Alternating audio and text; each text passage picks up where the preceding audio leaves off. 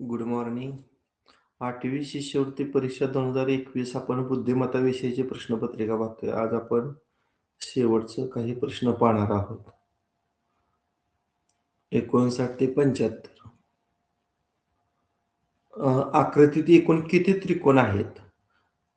असं आपल्याला आकृतीमध्ये त्रिकोणाची संख्या विचारली, की जे त्या आकृतीचे छोटे-छोटे भाग झालेले आहेत. त्याची काय करायची? त्याला क्रमांक टाकायचं पहा. आता कोणत्या क्रमांकाची आकृती त्रिकोणाची आहे सांगा पाहू? 1, 2, 3, 4, 5, 6, 7, 8. पुन्हा 1 आणि 2 त्रिकोणाचा मिळून त्रिकोण तयार होतोय. पुन्हा सांगा तुम्ही 5 आणि 6 चा मिळून होतोय. 7 आणि 8 चा मिळून त्रिकोण होतोय पहा. पुन्हा 5 आणि 7 चा होतोय. 6 आणि 8.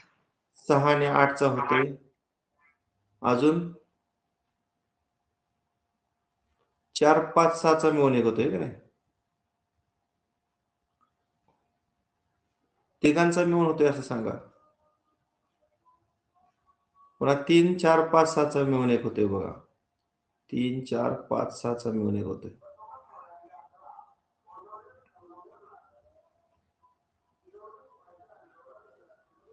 अजून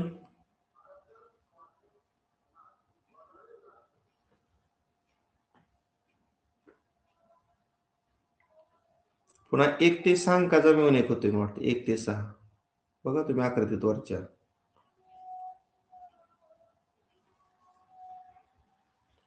मला वाटतंय ठीक आहे. ह्याच्यापेक्षा जास्त त्रिकोण तयार होत नाहीत. मोजूया आपण त्रिकोणांची संख्या किती आहे. 1, 2, 3, 4, 5, 6, 7 आणि 8. 9, 10, 11, 12, 13, 14, 15 आणि 16. किती त्रिकोण होत आहेत? 16. म्हणून पर्याय क्रमांक 2.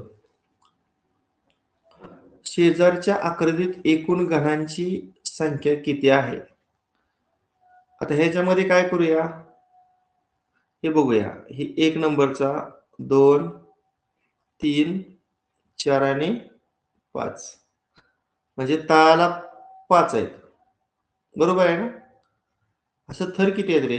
हा पहिला, दुसरा, तिसरा, चौथा आणि 5वा. म्हणजे या 5 थराचं किती झालं? 5 गुणिले 5 25.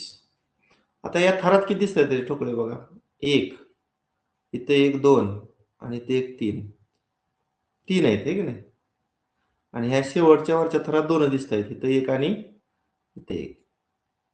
ह्या तिन्ही संख्यांची करा बेरीज. 25 अधिक 3 28, 28 अधिक 2 30. म्हणजे याचं उत्तर पर्याय क्रमांक 4. नेक्स्ट अ, ब, क या 3 भावांच्या वयांचं गुणोत्तर 50-17-12 आहे. अ पेक्षा ब चं वय 2.5 वर्षानं जास्त आहे. तर क चे वय 2 वर्षापूर्वी किती होते? आता आपण असं करूया. अ चं वय 5च्या पटीत म्हणल्यावर पटीतील संख्या x मानूया. म्हणजे अ चं वय काय घेतलं? 5x. ब चं वय किती घेऊया सांगा? ब चं वय 7च्या पटीत आहे. म्हणजे 7ला x न गुणलं काय येणार? 7x. आणि क चं वय किती दिलंय? 12च्या पटीत. म्हणजे ते किती घेऊया? 12x. आता मला सांगा पुढचं वाक्य काय रे? हे वाक्य वाचा. अ पेक्षा ब चं वय 2.5 वर्षांनं जास्त आहे. काय सांगितलंय? अ पेक्षा ब चं वय 2.5 वर्षांनी जास्त आहे. मग वय कोणाचं जास्त आहे? ब चं. मग ब चं वय आपण काय मानलंय? 7x. अ चं वय किती आहे? 5x. म्हणजे दोन्ही बाजू बॅलन्स करण्यासाठी अ च्या वयात आपल्याला 2.5 मिळवावं लागेल. 2.5 म्हणजे आपण 2.5 लिहूया. आता एक्सची पद डावीकडं म्हणजे 7x वजा 5x हे डावीकडे झालं आणि 2.5 हे उजवीकडे झालं. किती 7तून 5 गेल्यानंतर 2x. 2x बरोबर किती आलं 2.5 आणि 2 उजवीकडे गेल्यावर भागिले होणार, मग 2.5 भागिले 2. आता ही झाली x ची किंमत. आता आपण क च सध्याचं वय अगोदर काढूया. क च सध्याचं वय आपण काय मानलं होतं 12x. मग 12 गुणिले आता काढलेली x ची किंमत भरूया 2.5 भागिले 2. आता बे एक बे आणि बे सग 12 म्हणजे 6 गुणिले 2.5 करा. 6 चे दुप्पट 12, 6 चे निमपट 3, 12 आणि 3 15. म्हणजे क च सध्याचं वय किती आलं 15. मग तुम्हाला विचारले क च 2 वर्षापूर्वीचं वय म्हणजे सध्याच्या वयातून 2 मायनस करा. किती येणार 2 वर्षापूर्वीचं क च वय 13 वर्ष. म्हणजे क्रमांक 1 हे आहे. नेक्स्ट घड्याळाचा तास व मिनिट काटा यांच्यामध्ये किती वाजता 75 अंशाचा कोन तयार होतो. मी डायरेक्ट तिसरा पर्याय घेतला. आपलं कोणाचं माप काढण्याचं सूत्र काय रे सांगा. घड्याळाचा तास काटा आणि मिनिट काटा यातील कोन काढण्याचं सूत्र काय. थिटा बरोबर तास गुणिले 30 वजा 11/2. मिनिटे गुणिले 11/2. मग आपण 3 नंबरच्या पर्यायानुसार 3 वाजून गेलेत म्हणजे 3 तास. ही 3 ही तासाची किंमत टाकली आणि वर 30 मिनिटं झाली म्हणजे मिनिटाच्या जागेवर 30 टाकलं. आता पहिल्या दोन संख्यांचा गुणाकार किती 90. आता ह्या 2 न 30 ला भागलं तर इथं 15चा भाग आणि 15 गुणिले 11 किती 15 10 150. 15 के 15 150 आणि 15 165. आता लहान संख्येतून मोठी जात नाही मोठीतून लहान घालवा 75 आलं का. 75 अंशाचा कोन या ठिकाणी 3 नंबरच्या वेळेनुसार येते म्हणजे पहिलं उत्तर पर्याय क्रमांक 3 आहे.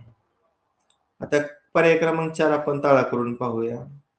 तासची किंमत 8 टाकूया गुणिले 30, मिनिटाची किंमत 30 टाकूया आणि पुन्हा गुणिले 11/2. आता ह्या दोघांचा गुणाकार 8 त्रिक 24, त्याच्यावर 0 240, पुन्हा बे एक बे बे एक बे बे पंचे 10 आणि 15 आणि 11चा गुणाकार मगाशी केल्याप्रमाणे 165 आणि करावा बाकी. हे 35 आणि ते 40 किती आलं 75. म्हणून याचं उत्तर काय आहे 2च पर्याय निवडायचं होतं ना 3 आणि 4 असं दोन्ही पर्याय येत आहेत. आता प्रश्न आकृतीची आरशातील प्रतिमा पर्यायातून निवडा. तुम्हाला मी सांगितलं यापूर्वी आकृती आपण एका कागदावर डाव्या साईडला काढायची, तो कागद उजव्या बाजूला दुमडायचा आणि बॅक साईडला जी आकृती दिसेल ती आरशातील प्रतिमा असते. किंवा ऑब्झर्वेशन वरनं पण तुमच्या लक्षात येतं. आता तर र आहे का नाही र तर वरच र येणार आहे का नाही वरच काय येणार र येणार. ऑब्झर्वेशन केलं तुमच्या लक्षात येईल. कुठला पर्याय येतोय सांगा बघू. पर्याय क्रमांक 4. पर्याय क्रमांक 4 बरोबर. नेक्स्ट 64 जलप्रतिबिंब म्हटले काय करायचं वर आकृती काढायची कागदावर कागद खालच्या बाजूला दुमडायचा. बॅक साईडला जी आकृती असेल ती जलप्रतिबिंबाची आकृती असेल. आता सांगा या आकृतीचं जलप्रतिबिंब कसं असेल. पर्याय क्रमांक 2. बरोबर पर्याय क्रमांक 2. याचं जलप्रतिबिंब ओळखा.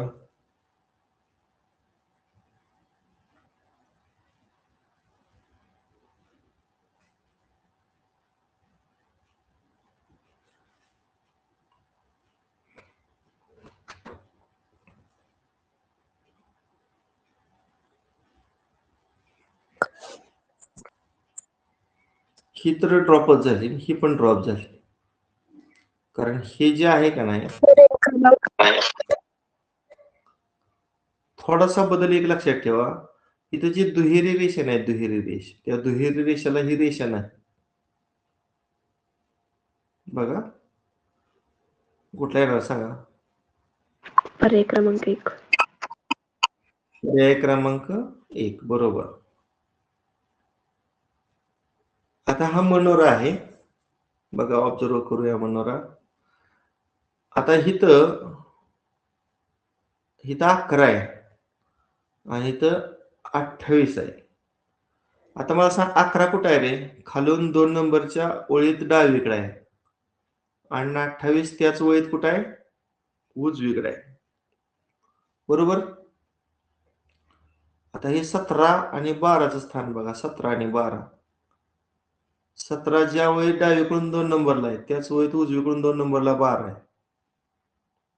पुन्हा 31 आणि 31 त्याचं स्थान एकच आहे का नाही?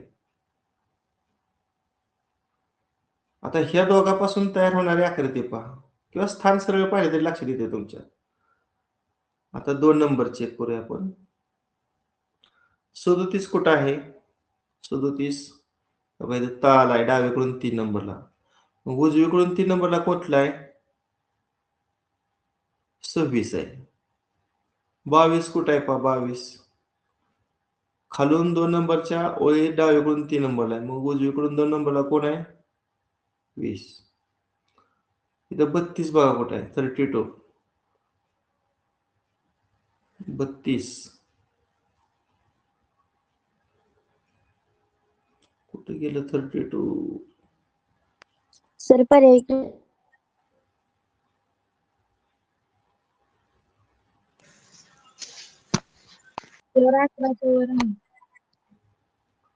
32 कुठं आहे? हा सापडलं. खालून 3 नंबरच्या थरात डावीकडे आहे. मग खालून 3 नंबरच्या थरात उजवीकडे कोण आहे बघा? 15. कुठला पर्याय सापडला? 26, 20, 15. पर्याय क्रमांक 3. पर्याय क्रमांक 3. त्यानंतर 23, 33, 17 23, 33, 17 कुठे आहे बघा? 23, 33, 17 हा आणि 12, 24, 27. 12, 24, 27 पेक्षा मोठे पेक्षा लहान. पण डावीकडचं जे 3ची मालिका आहे वरून सुरुवात झाली आणि उजव्या बाजूचं खालून सुरुवात झाली. हा फरक आहे बघा दोघांमध्ये. आता आपल्याला विचारलेलं आहे बघा 32, 25, 14. बघा असं. पेक्षा मोठे पेक्षा लहान सारखं बघा कुठे ते पेक्षा लहान. 26, 20, 38 येते का बघू? 26, 20, 38 नाही येत. कारण 26, 20, 38 ला काय होतंय? वरचा रेषाखंड मोठा येतोय का नाही? त्यामुळे ते नाही घेता येणार. हा पर्याय नाही येणार. 2 नंबर बघूया 31, 22, 39. हा मला वाटतं हा येऊ शकतोय. हा येतोय ना? सर पर्याय क्रमांक 2 आणि 4. 3 नाहीत का? 34, 12, 27 बघतोय का? 34, 12, 27. 34, 12, 27 नाही. हा ड्रॉप झाला. 21, 34, 15. 21, 34, 15 हा येतोय. म्हणजे पर्याय क्रमांक 2 आणि पर्याय क्रमांक 4 अशी 2 उत्तर आहेत याची.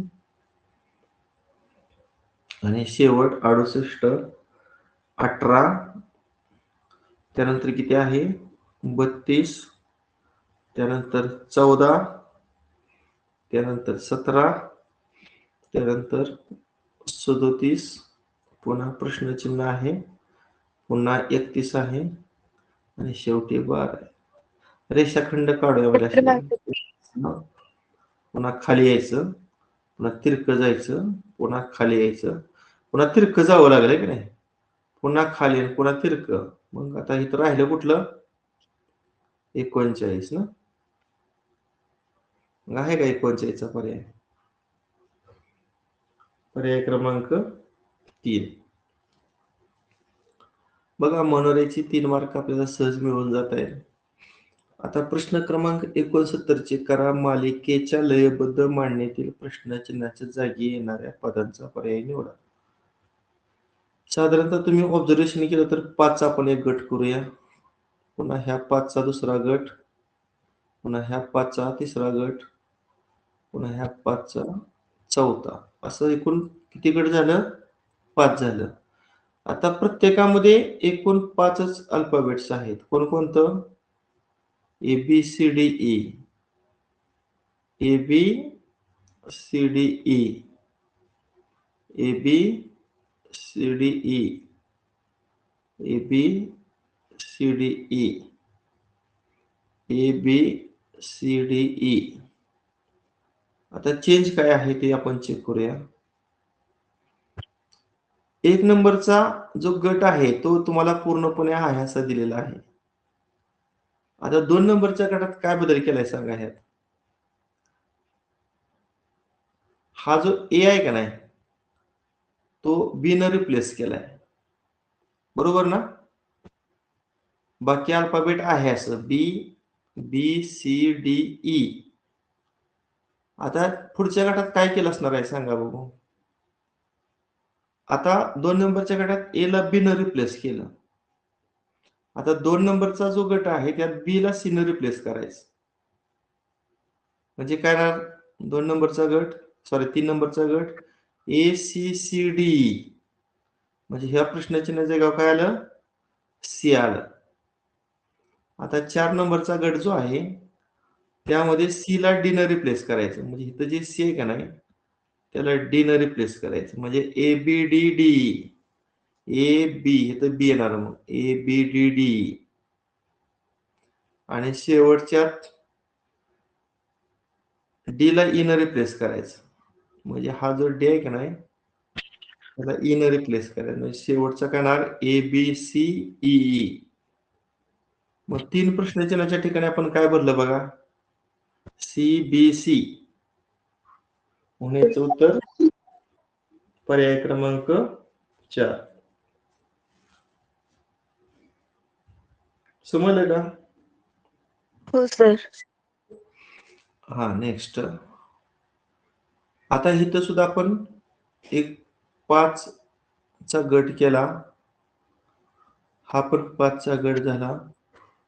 हा पण 5 चा गट झाला. हा एक 5 चा गट आणि हा एक 5 चा गट. प्रत्येक गटातील आकृतीला क्रमांक जर आपण दिलं तर तुमच्या लक्षात येईल. पहिल्या गटावरून दुसऱ्या गटातील आकृत्या कशा घेतल्या? आपण क्रम असा घेतलाय बघा 4, 5, 1, 2, 3. तुम्ही चेक करून बघा. दुसऱ्या गटामध्ये पहिल्या गटातील 4 नंबरची आकृती आहे का इथे? पुन्हा 2 नंबरला 5 नंबरची आहे. पुन्हा 1, 2, 3 असं. आता दुसऱ्या गटामध्ये ज्या 5 आकृत्या आहेत त्यांना आपण 1 ते 5 क्रमांक दिले. तर कसं घ्यावं लागेल मग? 4 नंबरचा अधिक 2 नंबरचा त्रिकोण पुन्हा गुणिले चौकोन आणि वर्तुळ. मग पहिल्या प्रश्नचिन्हाच्या जागेवर काय येणार? इथं काय येणार? अधिक येणार. अधिक नंतर त्रिकोण गुणिले आणि या प्रश्नचिन्हाच्या जागेवर काय येणार? चौकोन आणि पुन्हा वर्तुळ. कळतंय ना? आता पुन्हा 4, 5 ची आकृती अगोदर म्हणजे कुठली? अगोदर चौकोन पुन्हा वर्तुळ पुन्हा अधिक गुणिले त्रिकोण आणि गुणिले. बघा असंच आहे का नाही? 1, 2, 3, 4 आणि 5. म्हणजे प्रश्नचिन्हाच्या गाव काय येणार सांगा? त्रिकोण येणार इथं. आता 3 प्रश्नचिन्हाच्या गाव काय काय भरलंय बघा. पहिल्या प्रश्नचिन्हाच्या गाव अधिक भरलंय. दुसऱ्या प्रश्नाच्या जागेवर चौकोन भरलंय आणि तिसऱ्या प्रश्नाच्या जागेवर त्रिकोण भरलंय. कोणता पर्याय येतोय?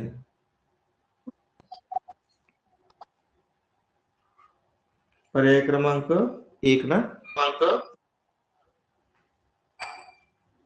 बरोबर आहे का? पर्याय क्रमांक 1. हा प्रश्न 71 पहा.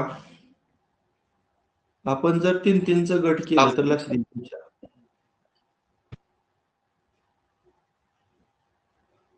पर्याय क्रमांक 3. पर्याय क्रमांक 3.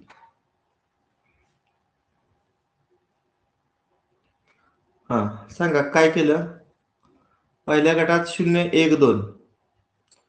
पुन्हा पहिला जो अंक आहे तो वगळला. दुसरा तिसरा आणि त्याच्या पुढचा घेतला ना 1 2 3.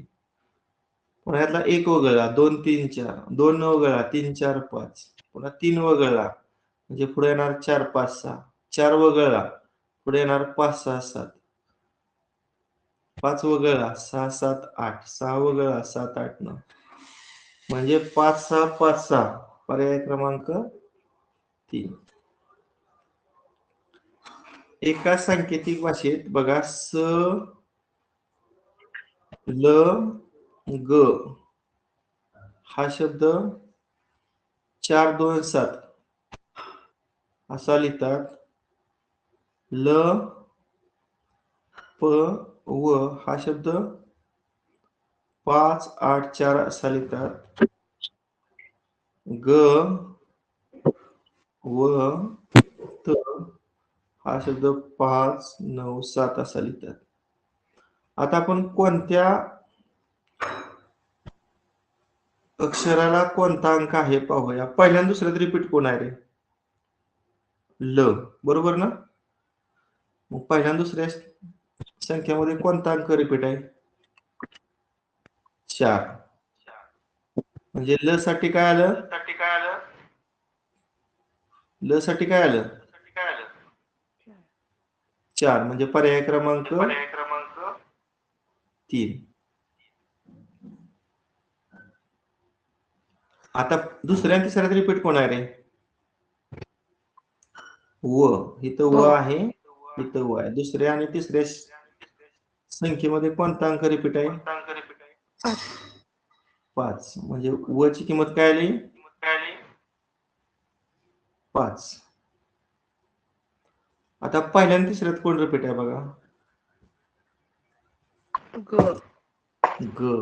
पहिल्या आणि तिसऱ्या संख्येमध्ये कोणता रिपीट आहे 7 ना. म्हणजे ग ची किंमत काय आली 7. आता पहिल्यात स राहिलं आणि पहिल्या संख्येत अंक कुठला राहिला 2. म्हणजे स ची 2.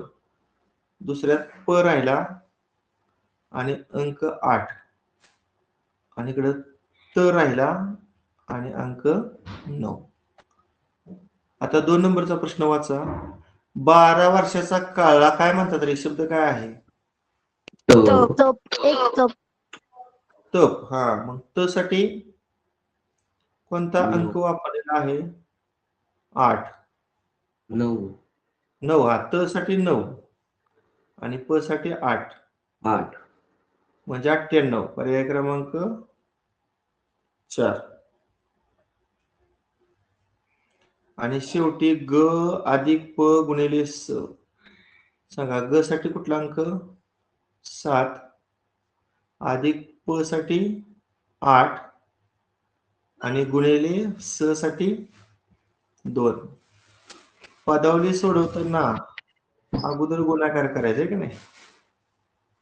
मग 8 दोन्ही 16 आणि 16 आणि 7 ची बेरीज किती 23. म्हणून 74 उत्तर पर्याय क्रमांक 2.